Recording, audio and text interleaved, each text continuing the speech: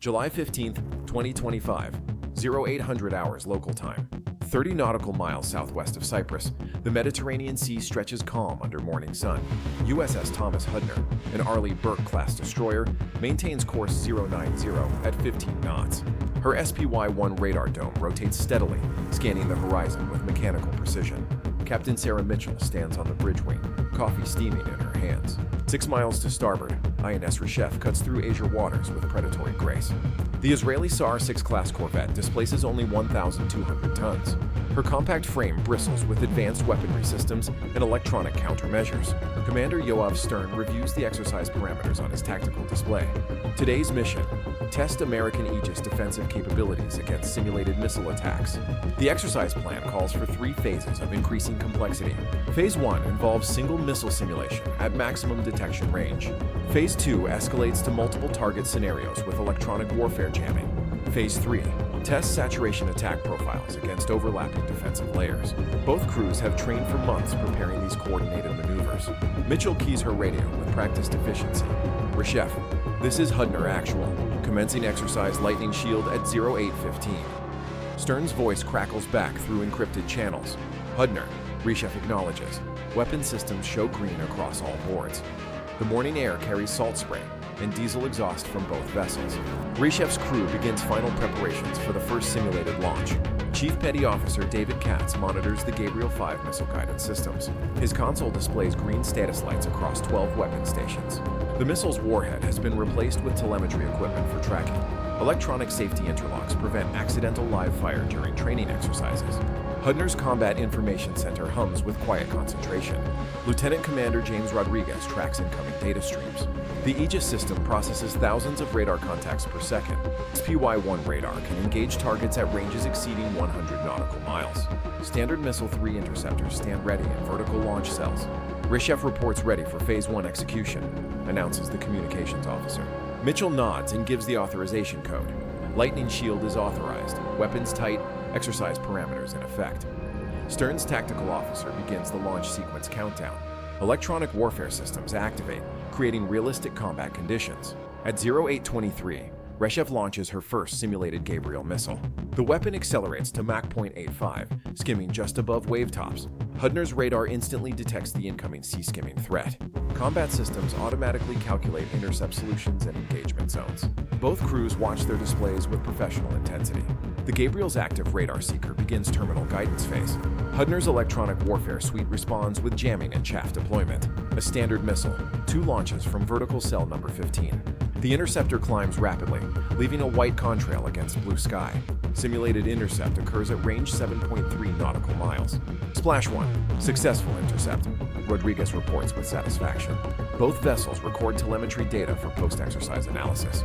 Phase 1 concludes without complications or system anomalies. Stern orders his crew to prepare for the more challenging second phase.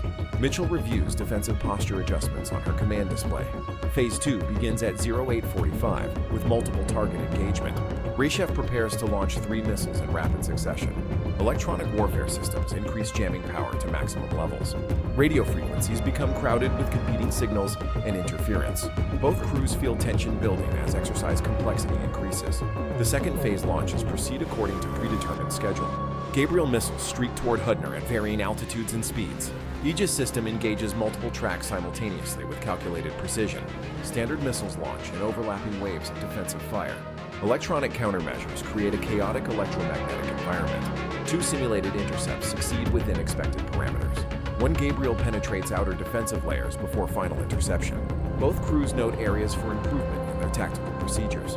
Equipment operates within normal specifications throughout the engagement. Coffee grows cold on bridge stations as concentration intensifies.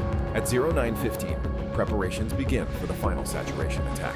Phase 3 represents the ultimate test of American defensive capabilities. 6 Gabriel missiles will launch within 30 seconds of each other. Hudner must engage all tracks while maintaining formation integrity. This scenario pushes both human and machine capabilities to their limits. Katz begins arming sequence for missile stations 1 through 6. His console shows normal green status indicators across all weapons. Safety interlocks remain active with electronic simulation protocols engaged. The Gabriel 5 system has proven reliable through hundreds of test flights. Israeli engineers designed multiple redundant safety mechanisms into the guidance system. Rodriguez coordinates defensive firing solutions with mathematical precision. Aegis can theoretically engage dozens of simultaneous incoming threats. Standard missile inventory shows 18 rounds remaining in launch cells. Close-in weapon systems stand ready as final defensive layer. The Phalanx gun system can fire 4,500 rounds per minute. All stations report ready for Phase 3 execution, Stern announces. Mitchell authorizes the final exercise phase with growing confidence. Both crews have performed exceptionally throughout the morning's training.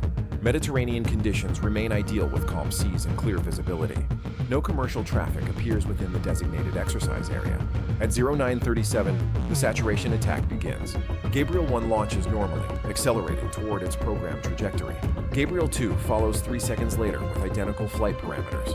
Gabriel 3 ignites and begins its approach run toward the American destroyer. Hudner's radar tracks all incoming missiles with digital precision.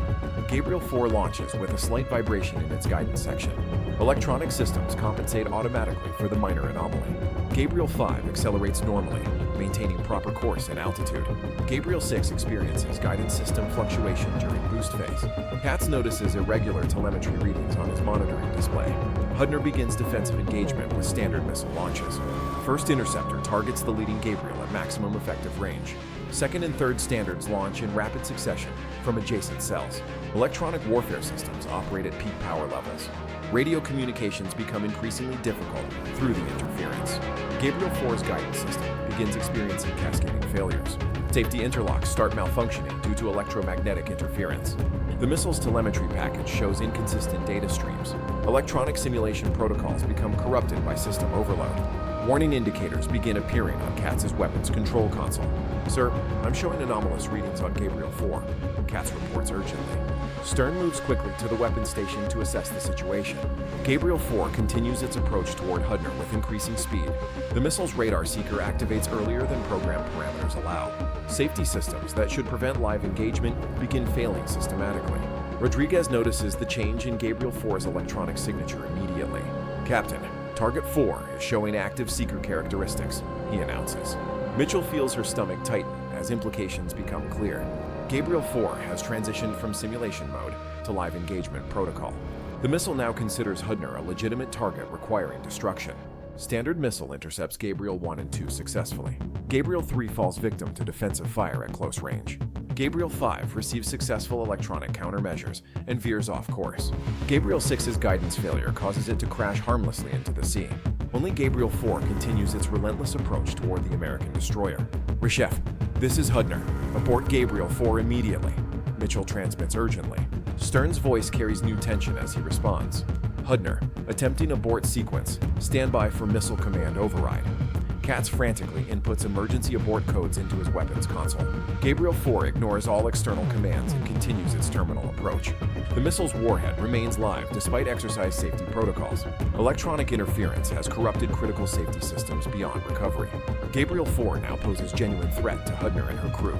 Range closes rapidly as the sea-skimming weapon approaches its target. Both crews realize their training exercise has become life-threatening reality. Hudner's final standard missile launches from cell number 21. The interceptor climbs desperately toward the incoming threat. Phalanx close-in weapons system activates automatically as backup defense. 20mm tungsten rounds stream toward the approaching missile. Gabriel 4 maintains course despite defensive fire concentrating around it. Rodriguez calls out range and bearing with mechanical precision. Gabriel 4, bearing 070, range 2,000 meters, and closing. Mitchell grips the bridge railing as her ship faces imminent impact. Engine room receives emergency orders for maximum defensive maneuvering. Hudner begins evasive turn to starboard at flank speed. The final standard missile intercept occurs at range 800 meters. Explosion fragments damage Gabriel 4's guidance fins and warhead section. However, the missile maintains sufficient integrity to continue its attack run. Phalanx engagement begins at point-blank range with desperate intensity. Tungsten rounds impact Gabriel 4's fuselage in brilliant sparks. Gabriel 4 strikes Hudner's portside superstructure at 0941.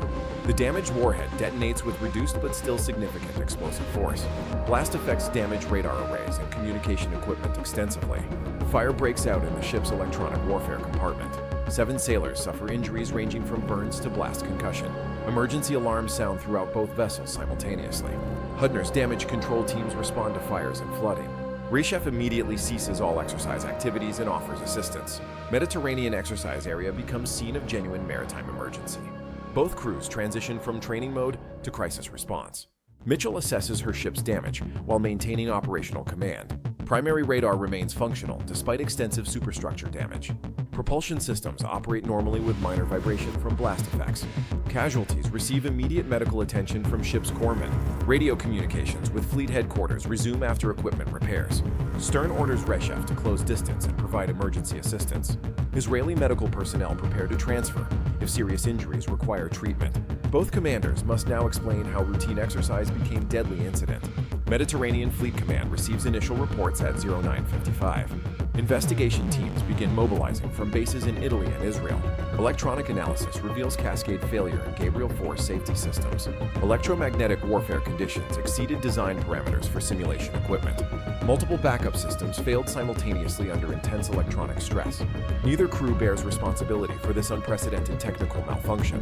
However, diplomatic implications extend far beyond immediate mechanical causes. Hudner remains operational despite significant damage to non-critical systems. No personnel casualties prove life-threatening after initial medical assessment. Reshef provides escort security as damaged destroyer proceeds to friendly port. Both vessels maintain full communication with respective naval headquarters. Exercise Lightning Shield officially terminates at 1000 hours. The incident demonstrates vulnerability in joint exercise safety protocols. Advanced weapon systems require enhanced fail-safe mechanisms for training scenarios. Electronic warfare effects can compromise safety systems in unexpected ways. International military cooperation faces new challenges from this Mediterranean crisis. Both navies must reassess training procedures for complex multinational exercises. Media reports begin circulating about the Mediterranean missile incident. Diplomatic channels activate between Washington and Jerusalem immediately. Military investigators prepare comprehensive analysis of all system failures. Alliance relationships face strain despite absence of intentional hostile action. Future joint exercises require enhanced safety protocols and backup systems. The Mediterranean sun continues shining on damaged vessels and troubled waters. 2 professional crews have experienced training exercise become combat reality. Gabriel 4's malfunction created international incident with lasting consequences. Neither victory nor defeat applies to this accidental clash between allies. Mediterranean exercise area returns to calm, but questions linger unanswered.